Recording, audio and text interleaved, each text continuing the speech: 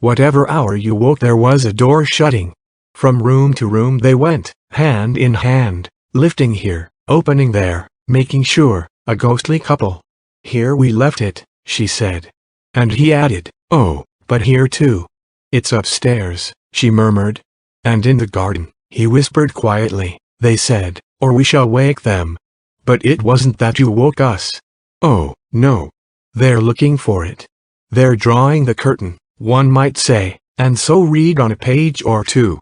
Now they've found it, one would be certain, stopping the pencil on the margin. And then, tired of reading, one might rise and see for oneself, the house all empty, the doors standing open, only the wood pigeons bubbling with content and the hum of the threshing machine sounding from the farm. What did I come in here for? What did I want to find?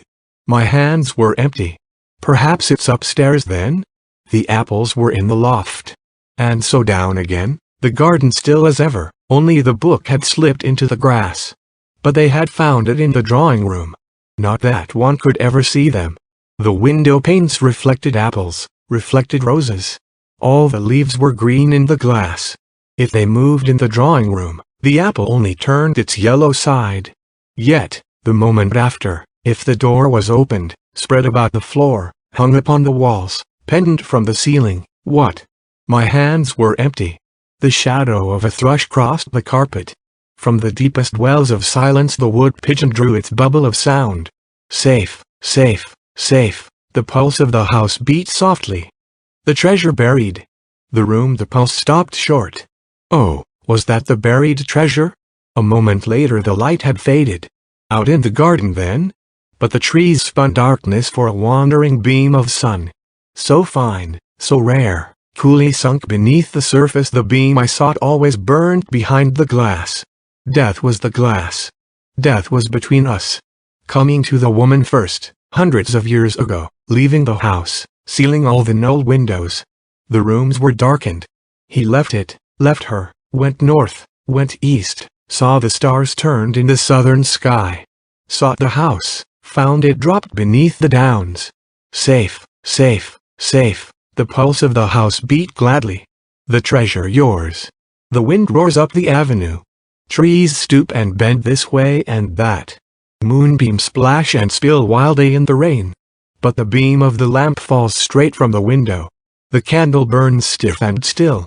Wandering through the house, opening the windows, whispering not to wake us, the ghostly couple seek their joy. Here we slept, she says. And he adds, kisses without number. Waking in the morning, silver between the trees, upstairs in the garden. When summer came, in winter snowtime, the doors go shutting far in the distance, gently knocking like the pulse of a heart. Nearer they come.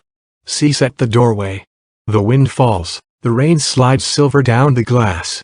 Our eyes darken. We hear no steps beside us. We see no lady spread her ghostly cloak. His hands shield the lantern. Look, he breathes. Sound asleep. Love upon their lips. Stooping, holding their silver lamp above us, long they look and deeply. Long they pause. The wind drives straightly. The flame stoops slightly. Wild beams of moonlight cross both floor and wall, and, meeting, stain the faces bent. The faces pondering. The faces that search the sleepers and seek their hidden joy. Safe, safe, safe, the heart of the house beats proudly.